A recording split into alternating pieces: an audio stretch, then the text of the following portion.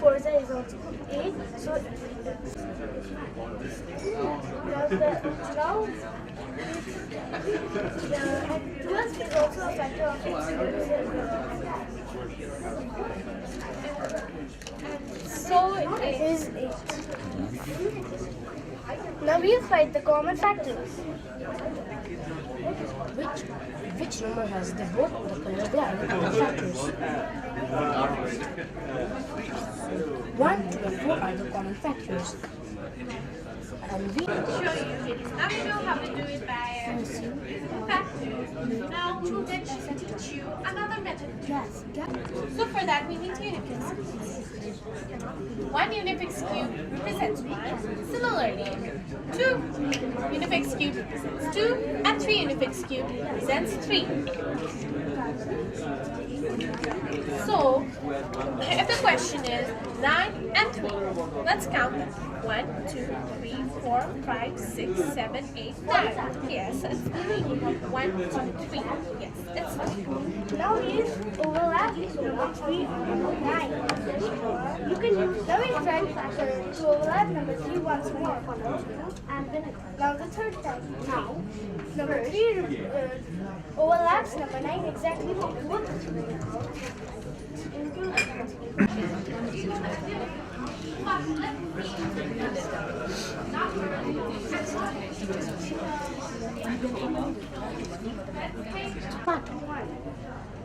now our pour is baking soda into the balloon. No, it does not This is overlap. our solid state of mind. Number 6 does not overlap. Number 8 right, so the remainder is number 2. Now we will try to divide number 2 with number 6. Now I gently put this one balloon on the top of the Yes, number 2 divides number 6 exactly. So the LCF of 6 and 2 is 2.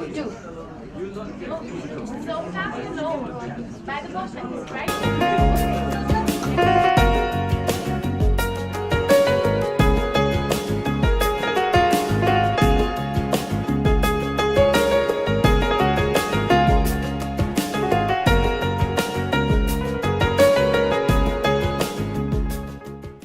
Next 10 minutes, probably we are going to start with the program. So in the next 10 minutes, please arrange yourself and make yourself comfortable inside. Thank you.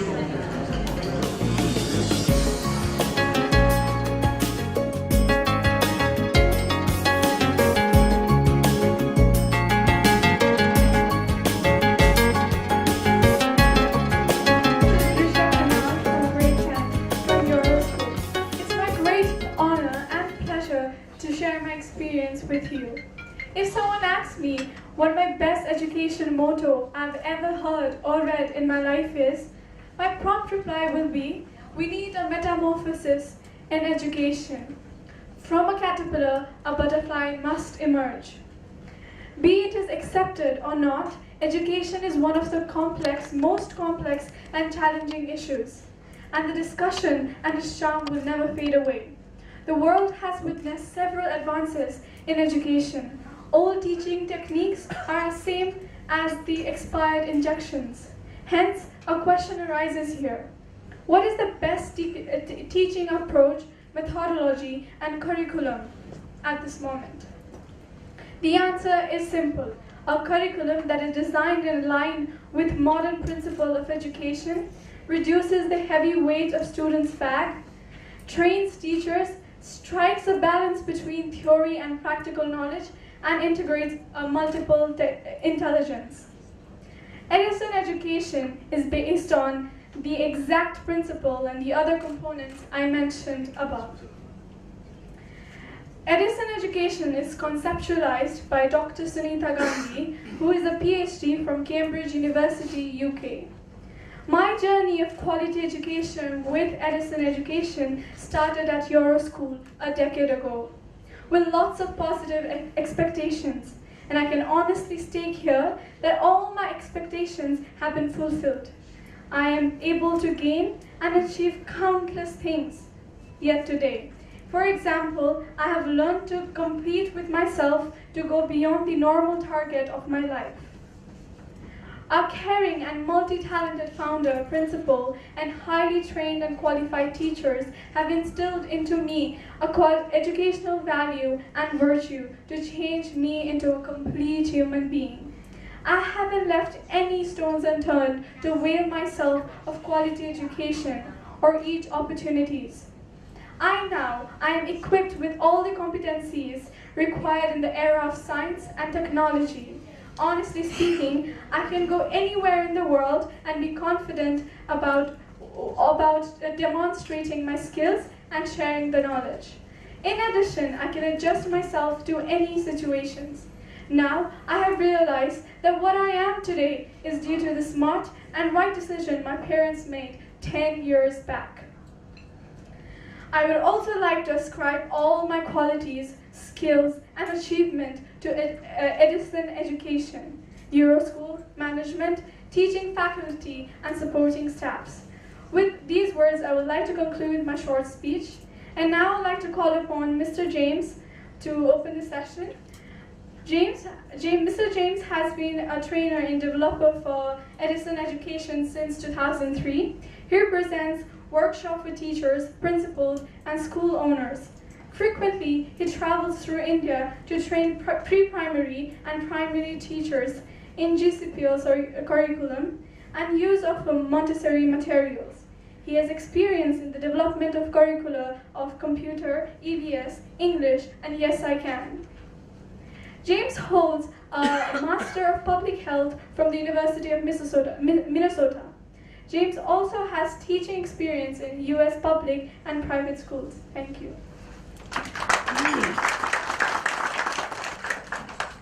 That's really one of the best introductions I've ever had. And I think the reason why I feel this way is because, you know, the ability to speak in public is one of the greatest skills that every young person, every student could or should or must learn.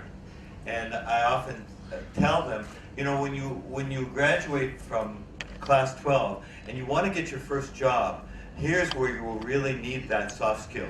You'll have to go for something they call a job interview. And you will have to stand there and be confident and answer questions in front of other people. And what an important moment for you. If you have this tremendous skill, you can go far.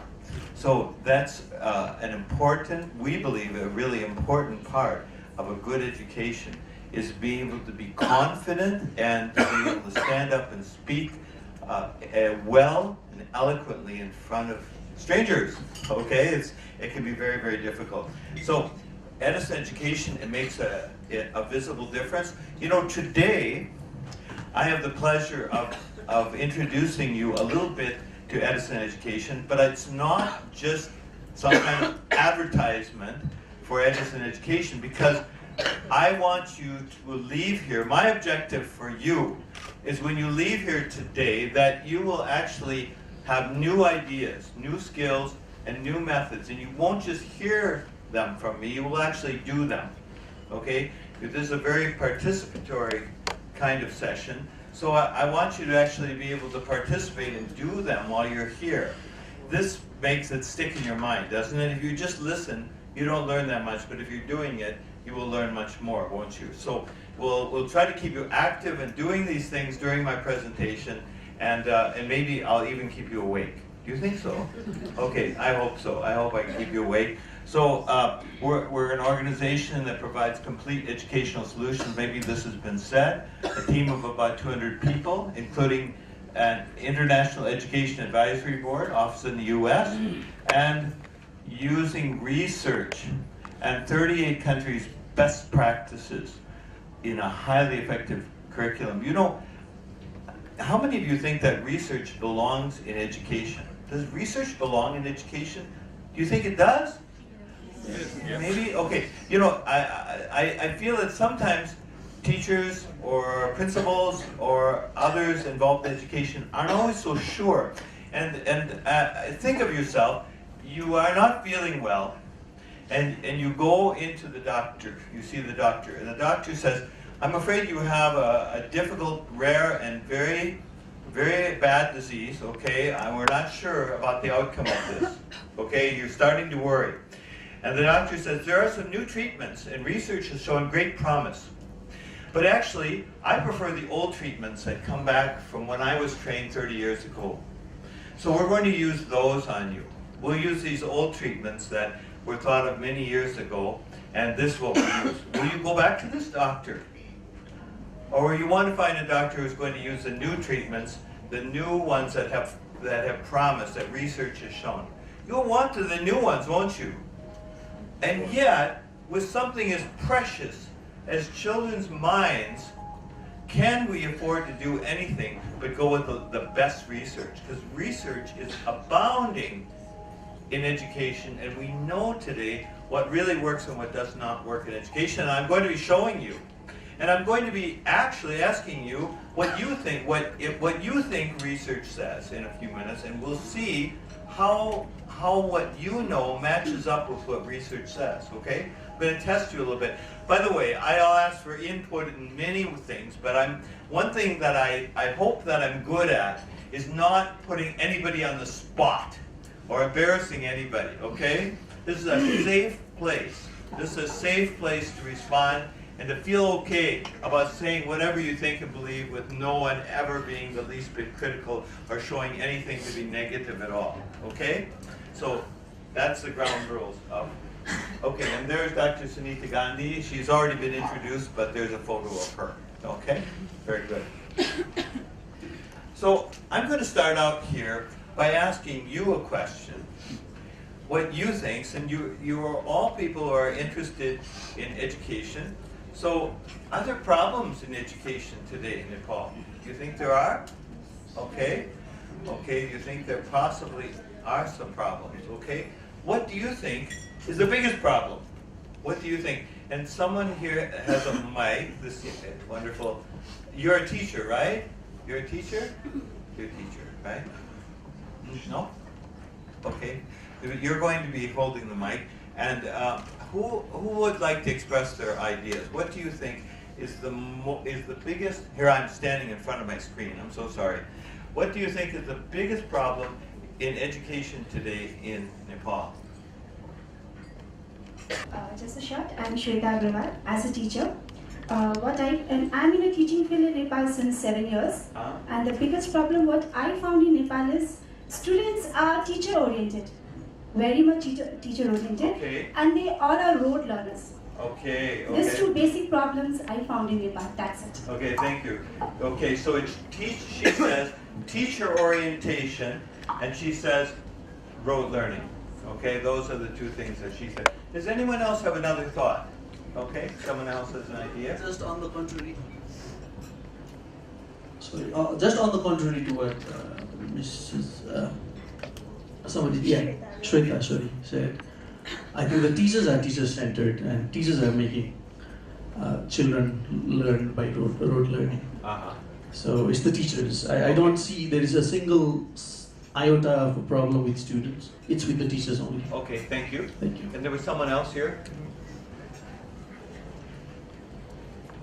In my personal opinion, I think that like the biggest problem today in Nepal's education is like we are lacking behind in creative teaching. Okay. That's the creative first teaching is lacking. Okay, thank you. With the lack in creative teaching, I also believe the curriculum that we follow today is very restricted. So because it is restricted and we have to complete the syllabus, so the teachers, we know, yes, we have to be creative, we have to be student oriented, but because of the syllabus, we have to complete the syllabus. Because of that, we're always running behind teaching, and thus creativeness does not take place. Okay, does this seem familiar to anyone? A race through the syllabus. We have to keep moving so quickly, and we have to get through the syllabus, so we really can't do much about it. We just have to keep racing through, see if we can get it done in 1 year. Do you finish the syllabus in any of your subjects in the year? Is the book finished, in other words, when you get done?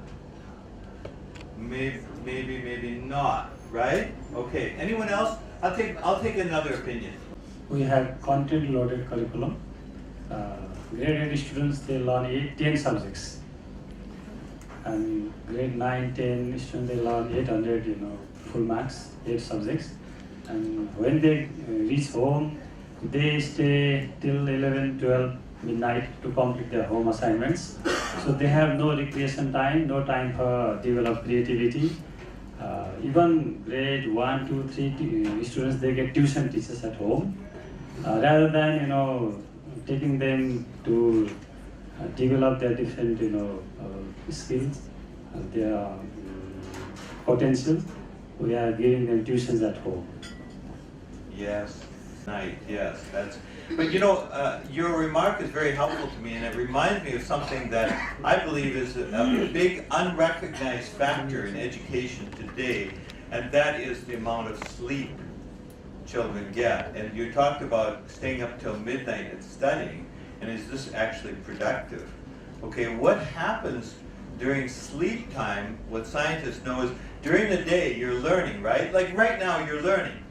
I hope you're learning. Anyways, and all this new information is going into a size-limited part of the brain. A part of the brain, it only has so much capacity. At night, while you're sleeping, your brain removes that information and empties out that part of the brain and distributes or deletes it. And so when you wake up in the morning feeling fresh, your mind has this area that is necessary for learning. It's empty again and it's ready to receive new information.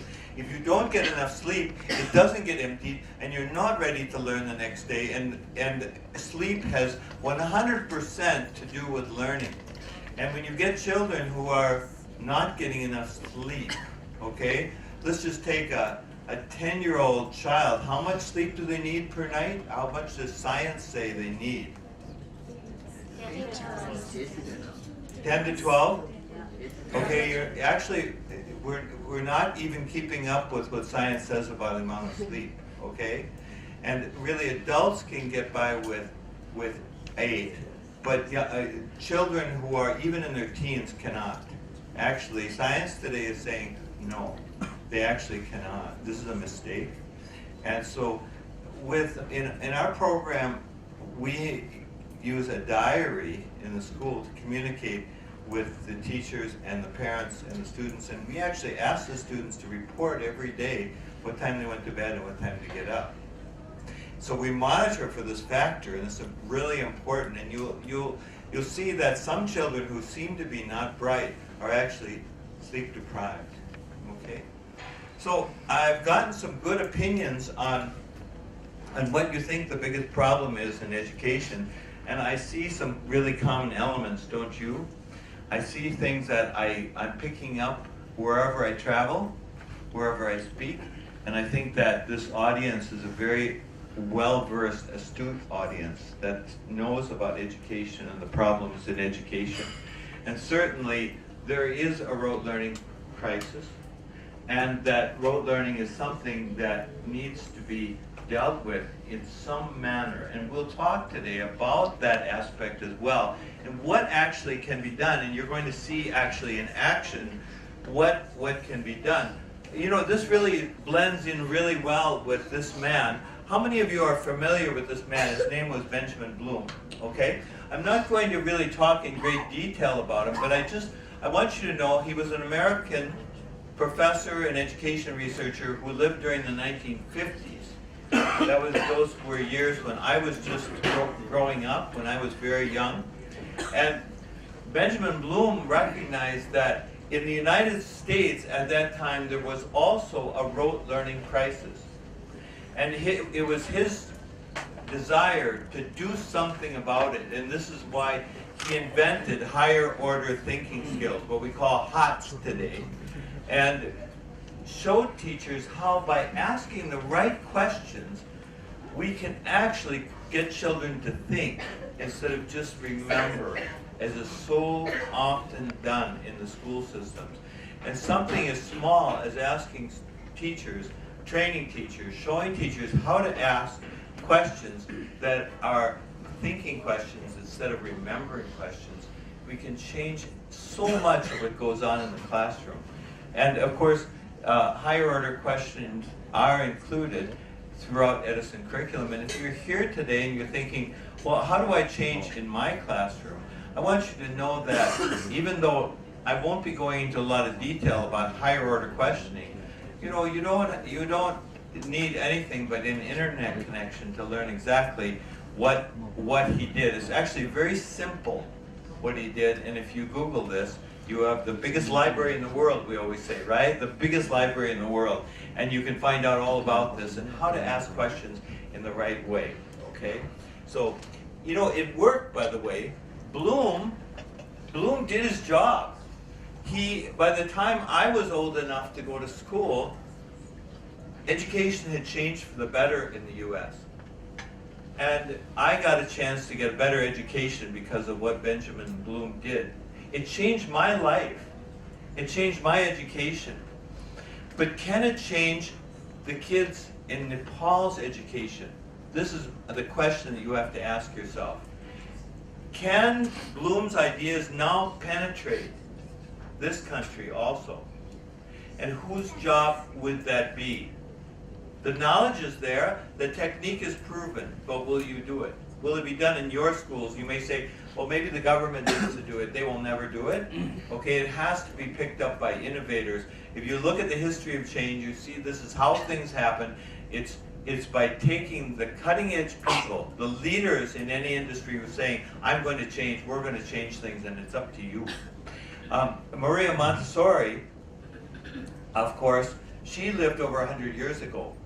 And you know, it's interesting, again, to look on the internet and see, what did Montessori say about education? And then you look and see what Albert Einstein said about education. And you know, they match up almost perfectly.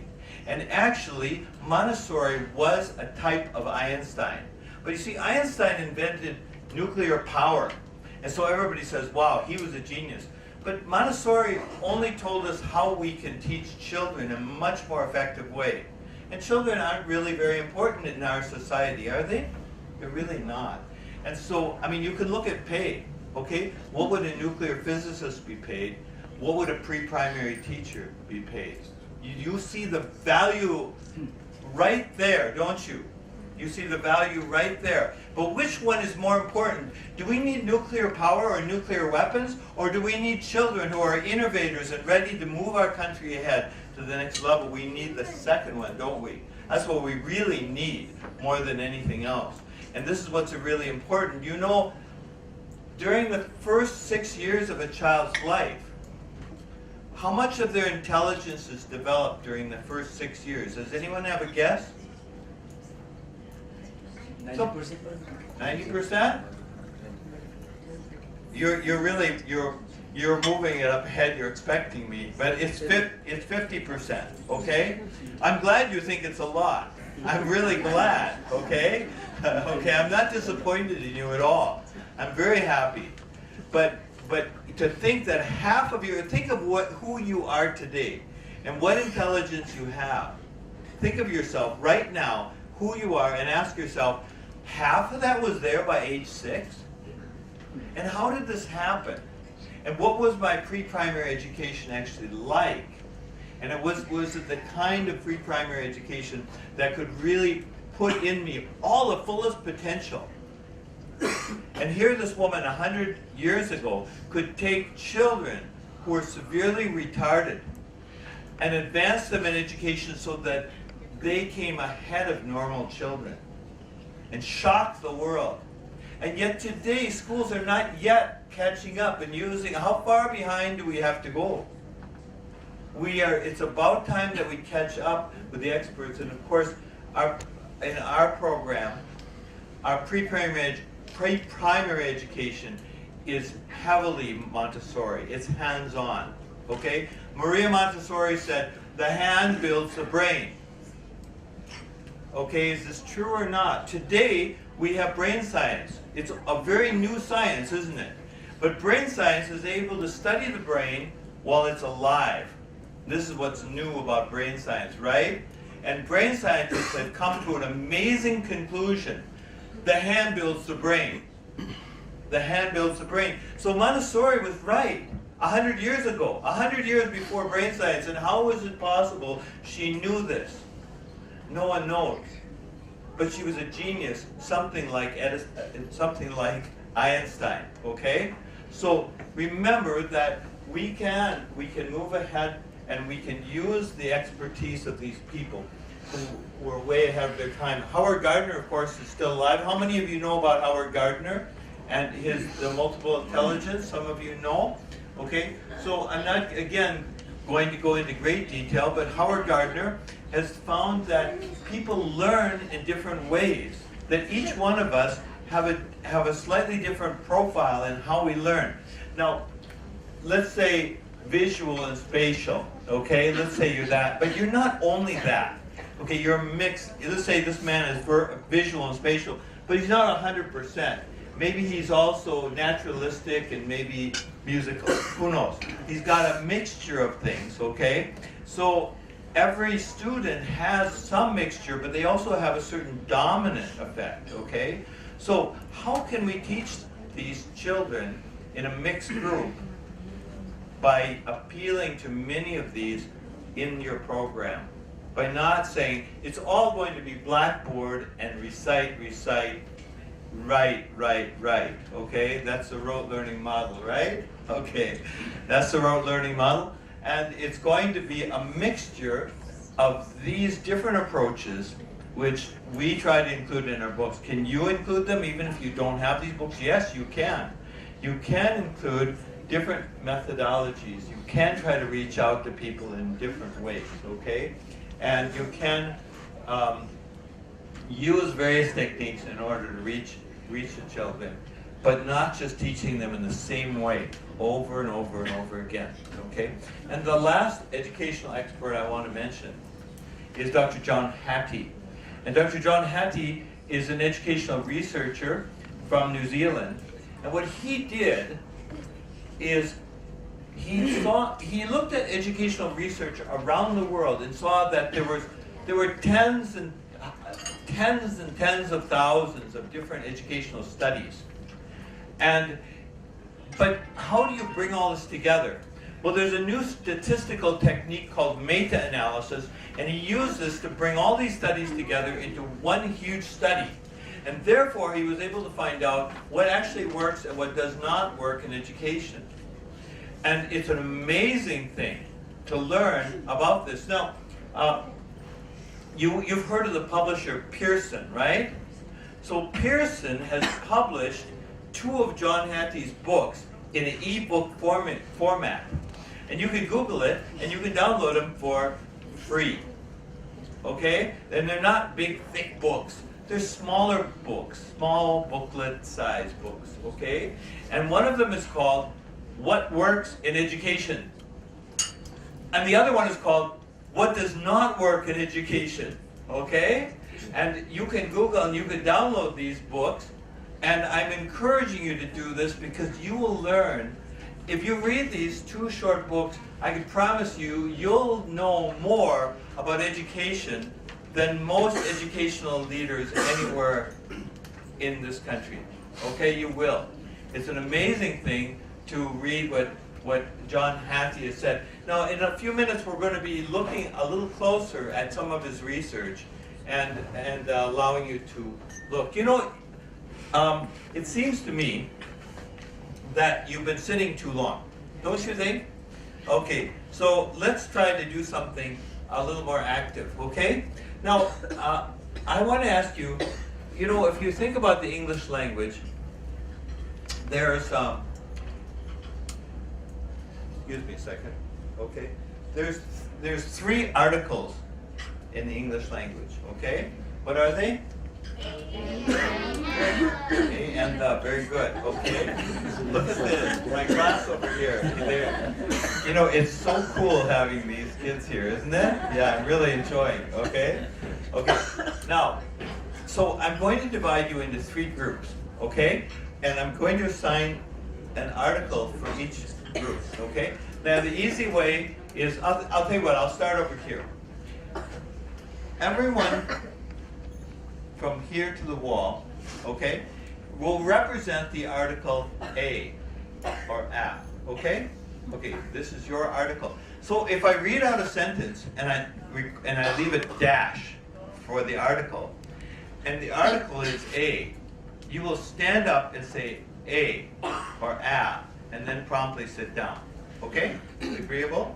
Okay, let's do a practice one. Okay? Chicken. Chicken. Okay, but everyone must stand. I'm just a stickler about this. Okay, I want to see all of you stand. Okay, all of you, everyone, both of these tables, please stand. Try it again. Stand up. Say ah. Thank you. Very, very good. Okay. You see, the thing is that before I go on, I have to mention something. You won't understand why you're doing this unless I tell you this. Okay? You know, what time of day do you think children's brains are the most active? In the morning. Okay. Now, I travel all over and speak on education, and I find that teachers and educators in general will always say the morning. But science has proven us wrong. Okay? The fact is that children's brains are most active on the playground. Okay? All right.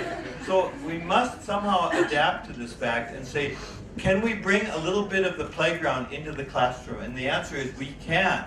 And you know, one thing that makes the playground special is that the children are moving. They're active. You know, when they're sitting at their desks all day, their minds are going slower and slower and slower, right? It's true, it is. There's no blood flow, okay? Very little blood flow, and their minds are slowing down, and you do not want that. And the simple act of standing up has an amazing effect on children's learning, okay? So this group of tables here will represent the article and. Now I have other people who are not at tables in the back, so I'm going to split you, okay? And I'm just going to take from this line here, and everyone to the left of that will be in the and group, okay? Very good. Everyone understands where they are? Now, I'm going to give you a practice one, just like I gave the A group, okay? I'm going to say an egg, okay? Practice standing. Thank you very much. Sit down, okay? Okay, the last group is the, okay? So whenever I need a the, and I leave a dash and the sentence requires the, this group will stand. And they'll say the, and then promptly sit down. And by the way, all these fine young people, if they want to participate, okay, so you don't fall asleep also, you can participate part of the group, okay? Okay, sounds good? Great, great. Okay, now I'm going to read out some sentences, and let's see how you do in standing up, okay? All right. The first sentence. My friend is dash American. My friend is dash. Very good. Okay. This is dash best book I've ever read. Okay. Oh wow. Yeah. Okay. He is dash good man. Good man. Yes. Great job. Group accepts. I think there's one person who didn't stand. I won't say anything more about it than that. But let's all stand. Okay. All right. I gotta get my. Okay. Here we go. The boys returned after dash hour. Okay. Thank you very much. Anil is dash cricket player. Cricket player. Thank you very much. Okay. Everyone trusts dash honest man. Very good. Okay, my phone keeps going off on me. Okay, there we go. Let's try another one here. He's as fit as dash fiddle. Okay. All right. Now I've got one more sentence, but this is a long sentence, and it requires three of them. Okay. So I'm going to read it twice. The first time, do not stand. The first time, don't stand. but the second time, I'll read it through and then you will stand, okay? All right, let's see here. Dash King of the Jungle was Dash Lion with Dash Unusual Tail. Okay? All right, you heard it once. Now we're going to read it again and we'll give you a chance to stand. Dash King of the Jungle. Dash King of the Jungle was Dash Lion.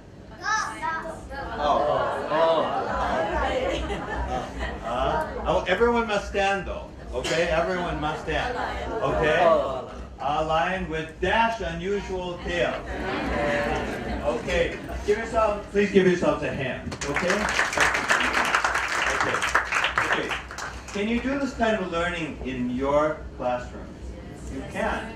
Okay? You know, I'd like to do another example of a little more complicated example of stand-up, sit-down.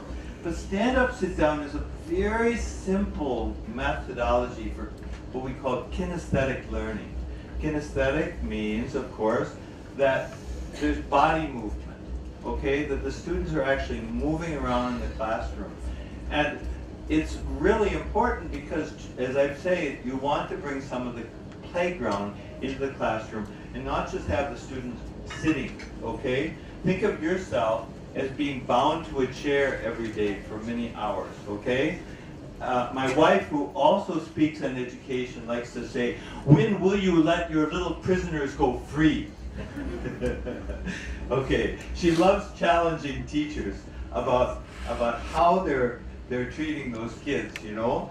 Let them, think of yourself in those chairs and ask yourself, would you want to be there for hours and hours just sitting, okay? I hope I'm not blocking the screen too much.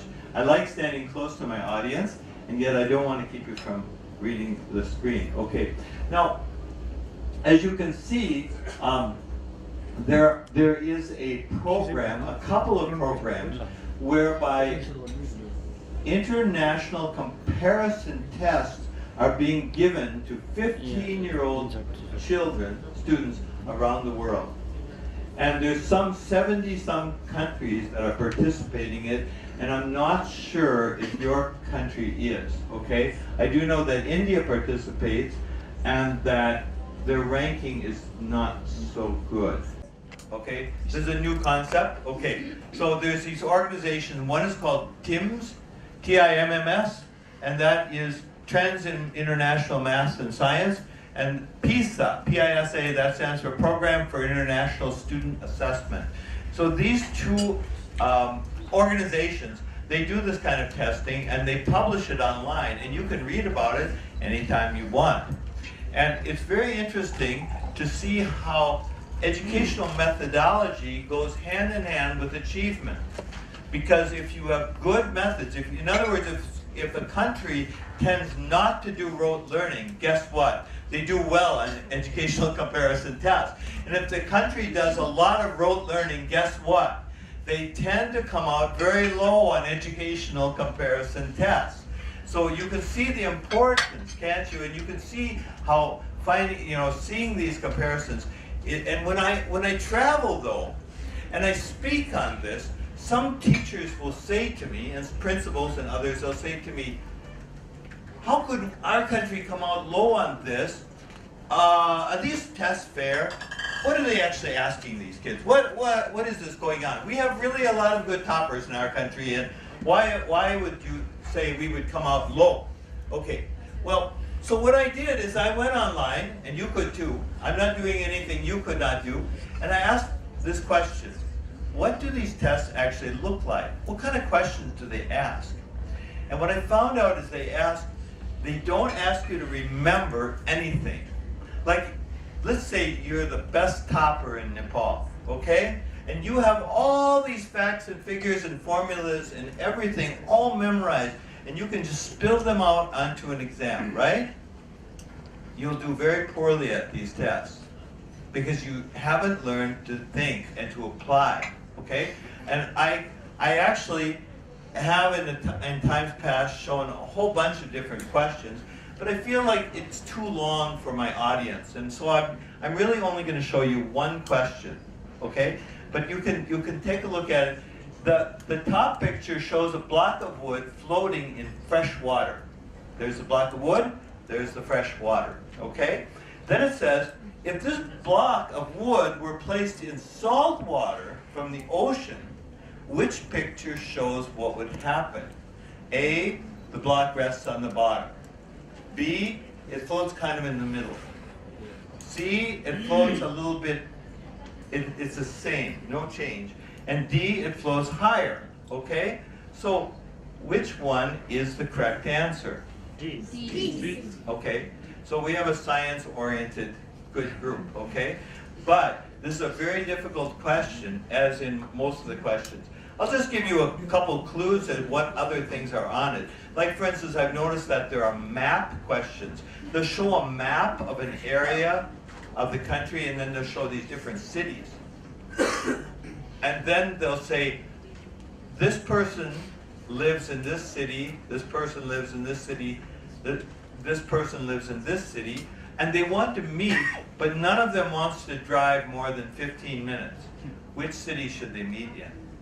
So this is a map analysis. They also have analysis of graphs, bar graphs and so forth.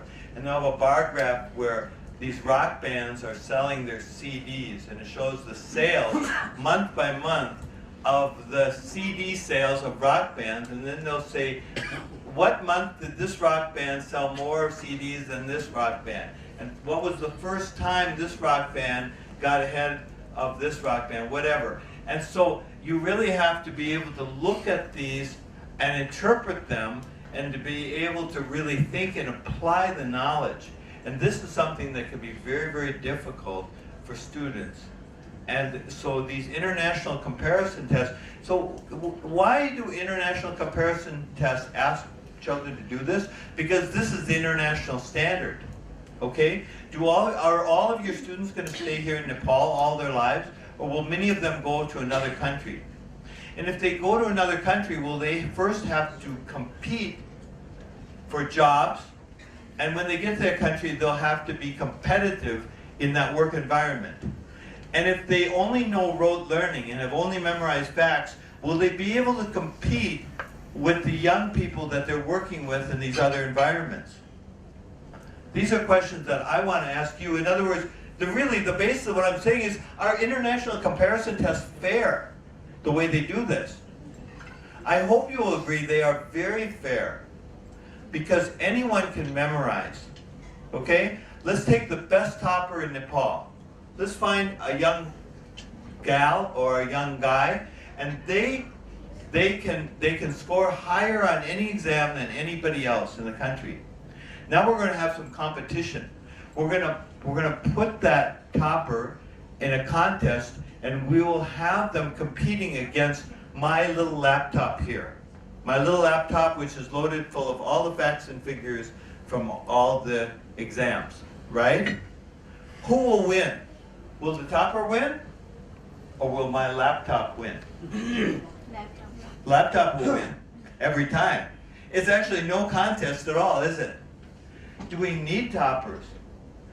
In this age, are we preparing children for the environment that actually already exists, much less the environment that will exist when they become adults? And the answer is clearly no. They are already obsolete when they reach the workforce. You cannot afford, a country cannot afford to produce students, to produce adults who are obsolete, who can be easily replaced by a computer. You want children who grow up to be adults who can think, okay? Because this is what the world needs. The world wants their creativity. Here's what the telephone looked like 150 years ago. Do you see any change? A little bit, okay? Okay, now, I just want to point out that I'm an older person, but that wasn't actually my phone there on the left, okay? That wasn't mine, but we had something similar when I was young, okay? Something not too dissimilar, believe it or not, okay? Okay, so, so then here is the car 150 years ago, okay? And here's the card today. Do we see a change? Okay, is the change good or bad? It's good change, isn't it? We like it, don't we? Okay, we're all happy with these changes. Okay, that technology and research have brought into our lives. We're happy with those, okay? Where do these innovations come from? They came from the West, where education changed, right? Where they got rid of rote learning. Isn't that true? Okay, that's where these innovations came from, okay? Okay. Now here's a classroom 150 years ago, okay? And here's a classroom today, okay? Change? No.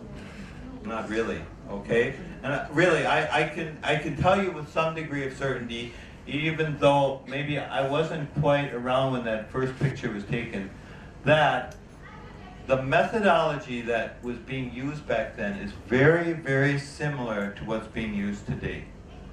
And we don't need it anymore.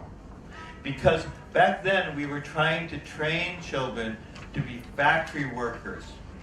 Okay, during the industrial revolution, a country needed factory workers. They needed people adults who would stay in their place, would have a limited knowledge, would not create or think of new ideas. They would just be able to do the basic work given to them on an assembly line and to go home at night at the end of their workday and think about something else, okay? They weren't looking for creative individuals, okay? So, but today is different, isn't it? We're not looking for that anymore. We're looking for people who can be creative, innovative, to move our country forward. All right, so now, our lead out speaker this morning, that delightful young lady who opened this morning, she talked about the caterpillar must become a butterfly, okay? And this is our concept too, that the caterpillar must become. But there are certain things that are going to be required in order for this to happen, okay? So we have also some core concepts here, okay? But let me talk about those a little bit with you. Core concepts, main ideas that underlie what we do. First of all, we believe in hands-on teaching techniques, and not just for the young children. We want hands-on and kinesthetic methodology for all of them, through class 8 at least, and it could go farther than that. When Maria Montessori died, she was in the process of developing college education that was hands-on. And really what that looks like actually is like mentoring or let's see, I can't get the word out right now. But anyways, it's hands-on. It's actually performing what you're supposed to be doing, okay? So then the next thing is that children compete with themselves, not against others. And I want you to know that this is a really important ethic to us. And it was something that was developed by Dr. Sunita Gandhi. And the essence behind it is the idea that in classrooms today, so much children are being pitted against each other, okay, to be the topper. Some are toppers and some are losers, okay? And children are being compared with each other. And if they're compared with each other, they're going to try to come out ahead of each other. They're going to compete, okay? Now, if I want to be the best, if I want to be a public speaker, okay? And I want to be a better public speaker than any of you, okay? Then I find out that she's the best public speaker around, then I just have to be a little bit better than you, okay? And then I can be the best, right? I'm competing against someone else. But if I'm not thinking about anybody else, but I'm trying to be the very, very best I can be within myself, I can go much higher than that. You see the difference? I hope you can see the difference in this. And I will flip over to this slide for a moment and just say a few words about great people. The greatest invention, I'm convinced, in the world history is the invention of the printing press. There is no greater invention. And without this one invention, I can promise you that none of you would be here today, and education around the world wouldn't look anything like it looks today. And it was invented by a man named Gutenberg, of course. But what was Gutenberg's motivation? Was he trying to be better than other inventors or trying to beat somebody else to this concept? Absolutely not. It's clear from history that Gutenberg had only one motivation in his mind. He wanted to print one book, really bad, okay? He really wanted to print one book. What was that book? Bible. It was the Bible, yeah. That was the one book he had his heart desire, and he did it too. He printed that one book. That was 500 years ago, and that book, he printed it in Europe, and Europeans started reading it, and it turned the world upside down. It changed Europe from a backwards place to a technological giant. And then some people took that same book and used it as a foundation in a new land called America. And they based it on that, and from that came the United States. If you want another proof of that fact, I'll tell you one fact that people don't know. The United States Supreme Court building has a big statue above the main, it's got like huge pillars. It's a very impressive. You can Google it and see it for yourself. And on above the pillars, at the very top of the building, there's a statue. And you know what it is of? It's of God giving Moses the 10 Commandments and saying, this is the basis of our law. Our law is based on the Bible, and that's where it came from. And so that is what Gutenberg did. He changed the world by making this book accessible, but he also made all books accessible to us, didn't he? Because before then, only the extremely rich could ever afford a book. And now anyone can afford a book, right? Think about what this world would be like without this. Was Edison trying to be better than other inventors? When he invented his inventions, I shouldn't just say the light bulb, because he invented so many things. Was he trying to be better than other inventors, or was he trying to be the best in himself? Clearly the best in himself. What about Einstein? Was he trying to beat out other physicists and show himself to be better than other physicists? No way. He was trying to be the very best in himself. And was Mother Teresa trying to be more compassionate? Well, this is kind of a joke, isn't it? Yes. But something that I'd like to point out to educators about Edison and Einstein is this. These two men had something in common about their education. And some of you probably are aware of this. What did they have in common? Edison and Einstein? They were dyslexic. Can you have the question again? What is it in Einstein's education and Edison's education? I'm talking about primary education, right? There's something very similar. Go ahead, shout it out. They were not good students. Learning difficulties. They had learning difficulties. Lot of what? Learning difficulties. Okay. There's actually a lot of mythology too about them, so it's hard. I get WhatsApp messages that have like things that are made up about their education, So but the clear fact of the matter is that both of them had teachers who expressed in one way or another to their mothers that they weren't fit to be in the classroom.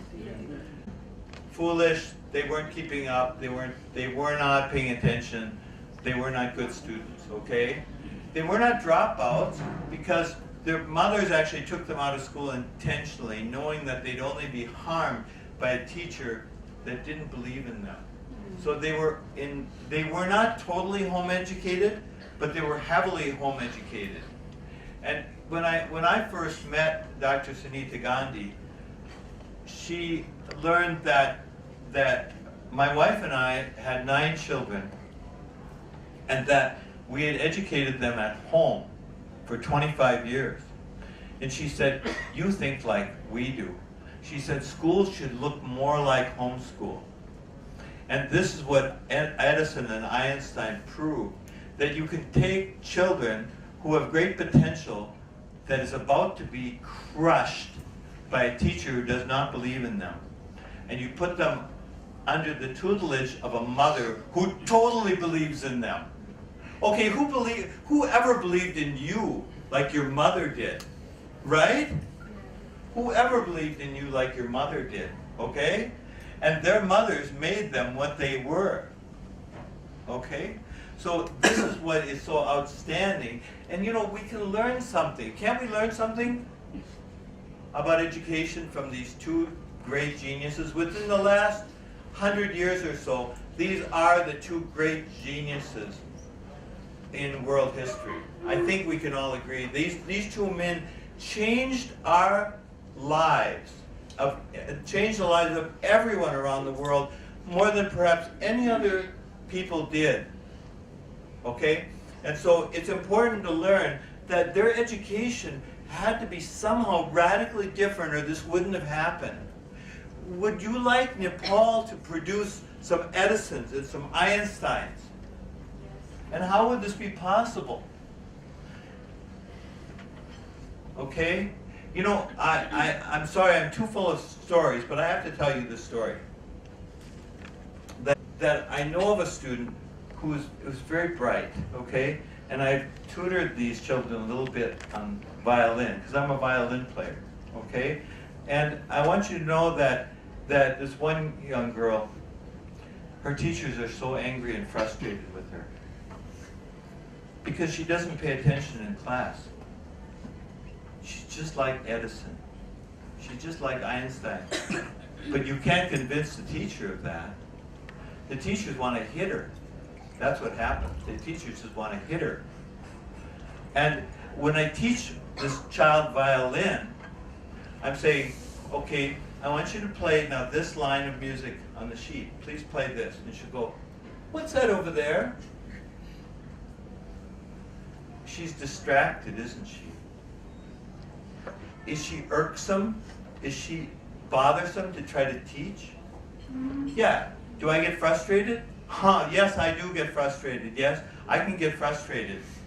But then I remember she's a very special child. Because her mind works this way, she has potential to be a genius. Her sister is very bright, but very focused. Her sister is older, and she'll do very well in life. She's a smart girl. But she doesn't have the potential of her distracted, muddle-headed younger sister. And this is something people don't understand. Greatness is hidden in its early years, and a teacher will try to destroy it. But it must not be destroyed, because it's your future of success as a nation. Let me go over just a couple more things. We believe in a self-teaching curriculum. And I'm just going to take a math book and say that on any given page, the first problem should already be solved. Okay? I'm pretty sure it is here. I'm just pointing without reading out the problem. But the first problem should be already solved. Why should you waste one problem by solving it for the student ahead of time? Why would you do that? Anyone have an idea? Why would you do that? Why would you solve the first problem and give it away? As an example. As an example. We call it a worked example. Your answer is perfect, okay? It's called a worked example. And you know, if a child wants to move on in the book by themselves, do you dare let a child work ahead? Huh? Do you dare? When the child is home doing their homework and they like math, and they look at the next page after they're done with their homework and they say, oh, I see how you do it. I think I'll finish this page too. And then what happens the next day in class? Does the teacher say, you're not supposed to do that? Or do you say, who went on to the next page? And a couple students stand up and you say, let's applaud. Applaud those students. And they can check the B on the page for brownie point, showing that they've done something special. Okay? How will you treat those children? Okay? So this is a really important way, how we treat children when it comes to education. Now, okay, we believe in immediate feedback, okay? Now let's say that, you know, after teaching for some time here in different ways, I decide I'm going to give you a little test. I'm not going to give you a test, by the way. But let's say I pass out a piece of paper with some questions, and you answer them, and then I say, okay, we're going to collect these, and I'll tell you what, I will send you the answers in the mail. You'll get them next week. Next week, an envelope comes, and you open it up. It's your test questions you took here at the seminar. Will you care about the answers? Next week, will you care? No. You won't care. You won't care at all. Okay, but today, if we correct them right here, will you care? It'll be interesting, won't it? Okay, it will be interesting. And children are the same as you. They also are interested immediately, but later they're not interested at all. And the teachers take the homework home with them, and they correct them, and they bring them back the next day, or the next, or the next, or the next. And then when they give them back, they say, students, check your work. But they don't want to, because they're not interested anymore. So we make sure that we use techniques, and it can be as simple as just trading the books, putting the answers on the board, letting the students check the work, and then giving them back. It's fast and easy, and it allows for much more learning, okay? All right, so I'm talking too much. And we believe in interwoven values and moral education. So, you know, will we teach out of a moral values book, or will we work it in with the curriculum? And what we do is we work it in with the curriculum. We want, with a certain subject is assigned a certain moral value, and we teach it that way. Okay? So, we transform schools. Okay? Now, you know, I'd like to show you another method. Okay? So let's try this out. I'm going to see if I can get some help from somebody passing out cards. Okay? Let's see. Okay. I'm not going to have everybody come up. These have to. Do I need to get to this first? I tell you what, get this table, and this table, and then some people in the back. Okay, and let's see how it goes. Okay, how many for? One for each person. Okay, you're taking from the bottom of the stack, right? Yeah. Top, bottom, top, bottom. Okay. Okay, this will take a minute. I'm going to. Okay, so you pass those out in the front, and I'm going to pass out a few in the back. Okay.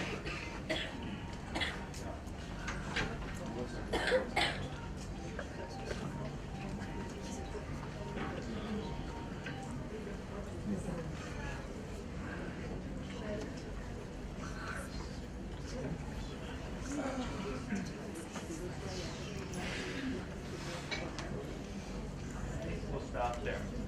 Okay. Kinesthetic. Okay. We have to give this one out to somebody. Who doesn't have a card?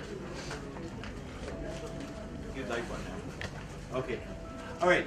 If you have a card, what I want you to do is stand up and come up to the front. Okay?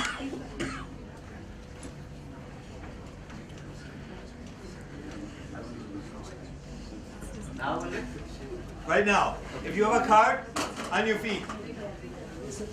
If you have a card, please stand and come up here.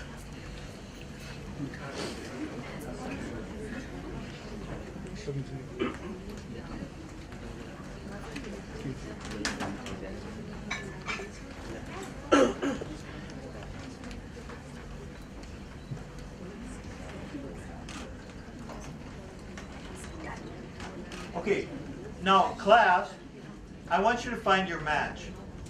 There's a matching card for you. Hold your card up so others can see it. Okay, now start milling around and find a match for your card. Can we talk? You can talk. Yes, you can talk. Now, notice I did not tell them what to match. If you find a match, I want you to go over to the side and stand together. I'm not telling you. I'm not telling you. I'm not telling them anything. There's no explanation given, is there? They have to understand this by themselves.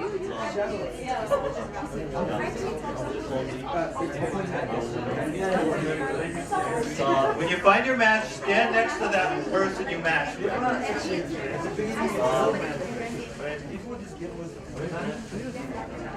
Okay, try to make a big line or semicircle or something. Are you finding your matches?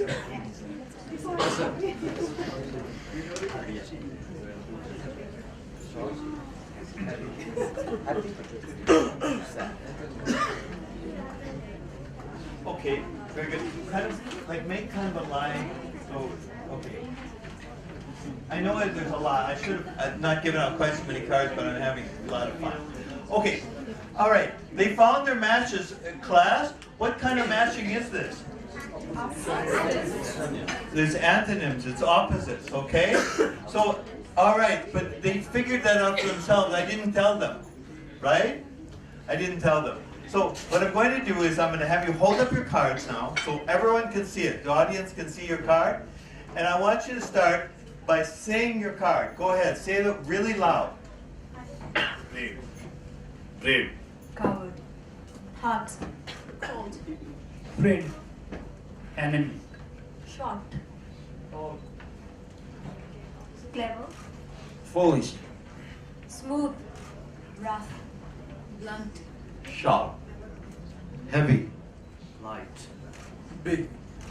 Small. Salad. Fast. Slow. Old. Yo. Happy. Okay, now in a classroom, these young people have experienced only matching one thing. So what we will have them do, I won't do it now, but what we'll have them do is throw their card on the floor. You may say, on the floor, James? Really? Yeah, on the floor, and then have them pick up another one. And what fun they have. Do you think they'd have fun doing this? Yes. Oh, they have so much fun. Okay, and then we'll have them do it again. Again they line up, but this time they can act them out. Okay? Tall, short, okay? These things so that they can actually, am I really getting them to learn about opposites when they act it out? Are they learning faster because they're getting more blood to their brain? Are they on the playground? Are they in the classroom? Playground. Okay, they're more in the playground than they are in the classroom, right? Okay? In fact, I tell teachers, you know, there might not be room for this in your classroom. So go outside the door. Go outside the door? We can't go outside the door. They're supposed to be sitting in their chairs all the time.